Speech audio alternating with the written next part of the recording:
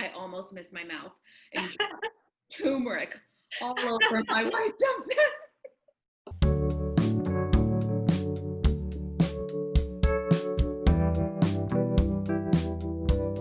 I'm not putting any pattern things.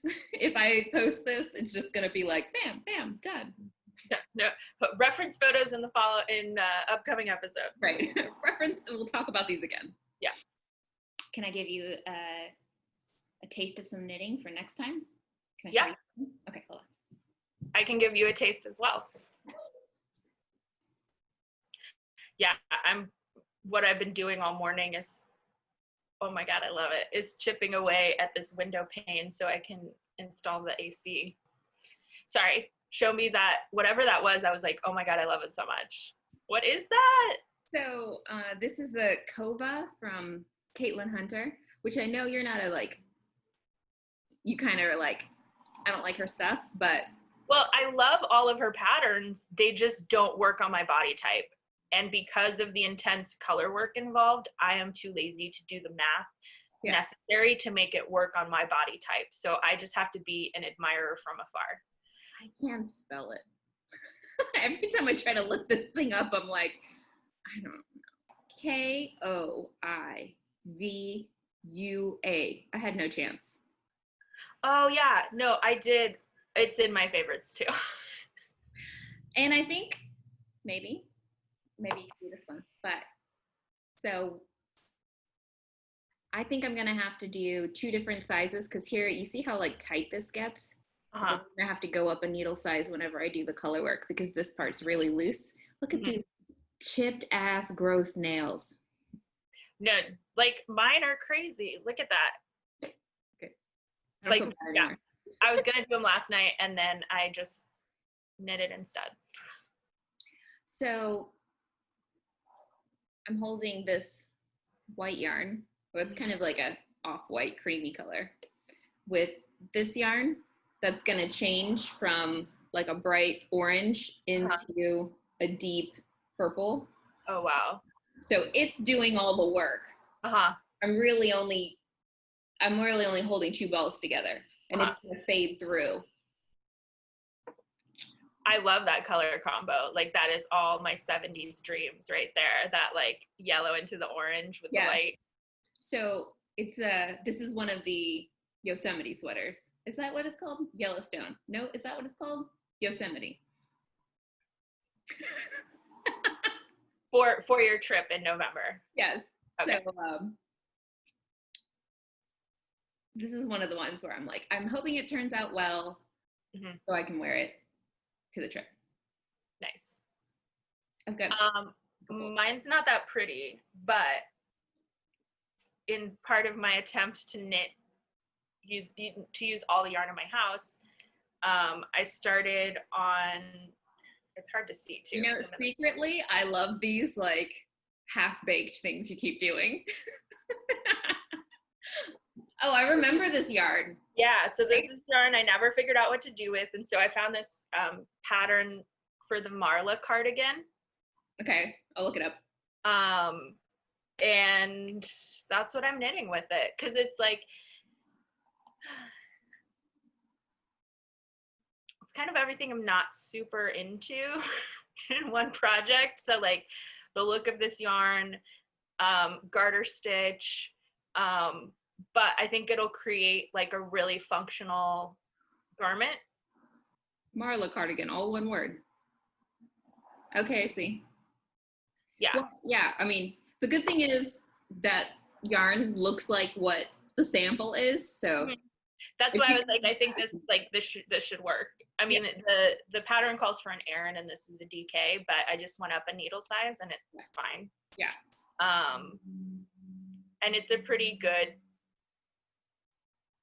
like so far it hasn't been too intensive, although it's like the construction's a little unique, but it's also nice in that there's basically no ends to weave in and no seaming. Right. So it'll be a good like house cardigan, you know, like just throw it on in the house. Yeah, because my house gets really drafty in the wintertime, so it'll be a nice little thing to wear. And it's also, I do love the feel of this yarn is amazing. It's Lorna Lace's Honor, and it's alpaca and silk, and it feels great, and it has like a nice drape to it. I just didn't make a good color choice. Hold it up again.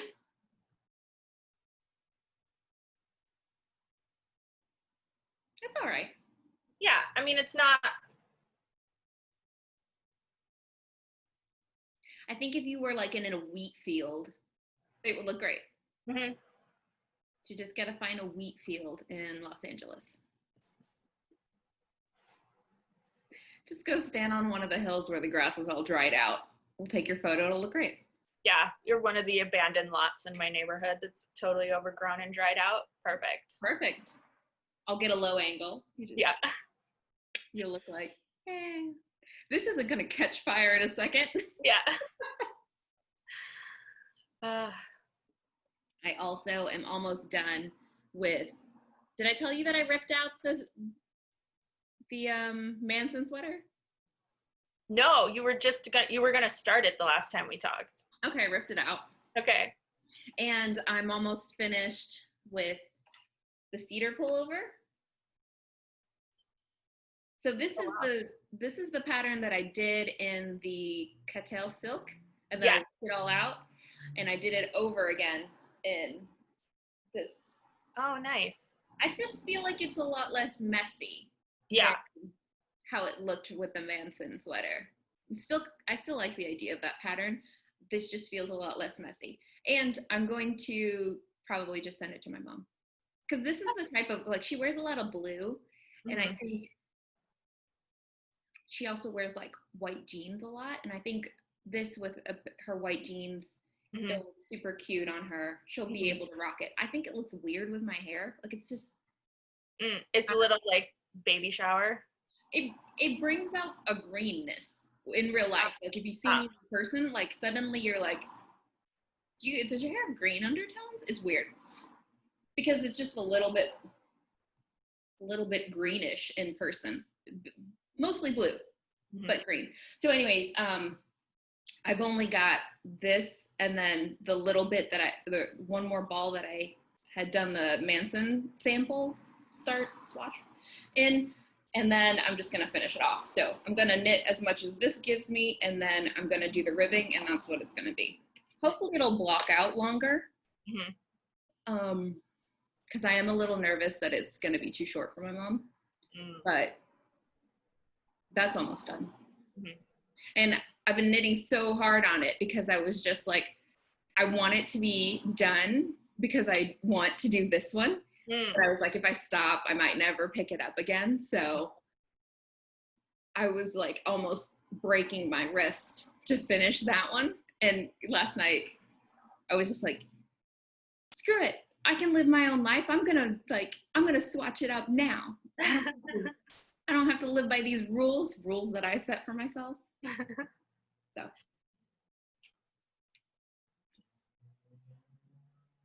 That's cool. I'm excited for you about that little cardigan. Yeah, I think it'll be good. Get one that's just like easy. Mm-hmm. And that uses a yarn that's been haunting me for quite a while now. So. I think it's so funny how you're so haunted, like you said, about your yarn stash. Mm-hmm. It really bothers me. I don't know why. It's only been recently that it's really bugging me a lot.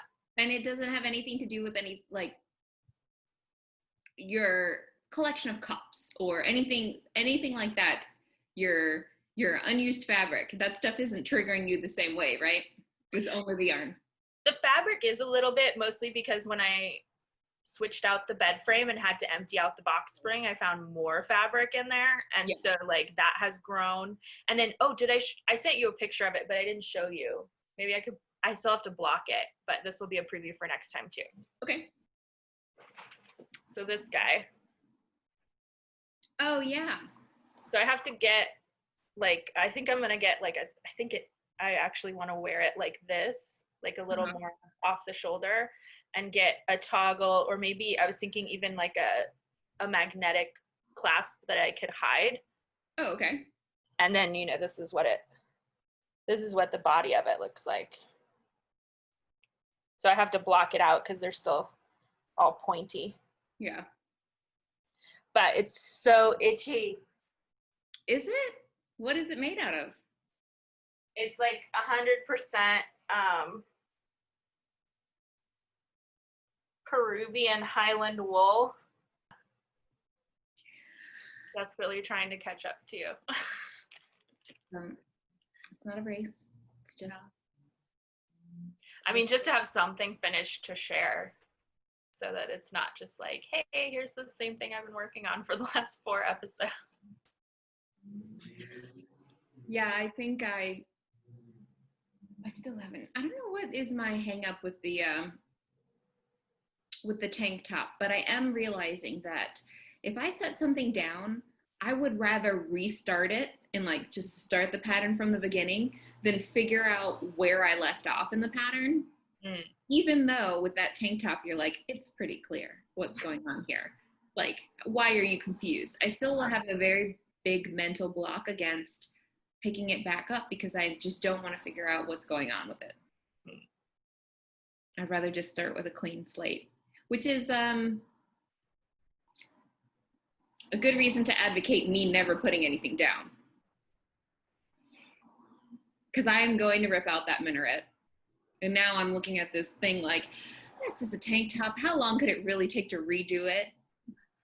And it's like, so even though you ripped back to the point to start fresh with the minaret, you're gonna rip it all back and like just completely, wow.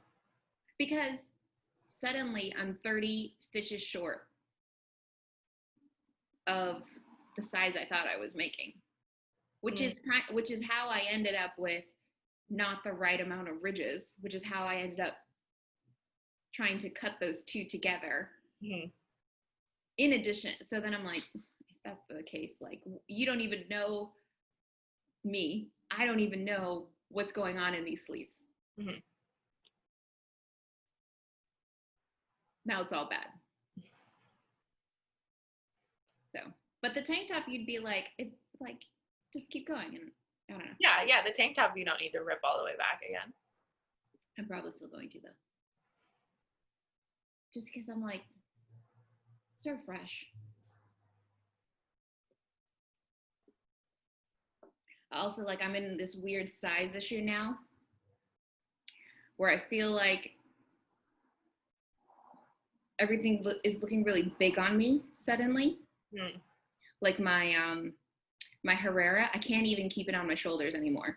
So I need to take the I-cord off and shorten it and then reattach it so that the back gets held together better. But I'm nervous, like, I'm not sure if I'm choosing the right size or if my gauge is off or what's going on. So in that, I'm not sure if I made the right choice on this tank top. It's going to be crazy. It's going to be fun. I don't know. Anyways. Okay, so how are we going to end this vid? Like, that's it. Just a quick update. And remember, knit's all right.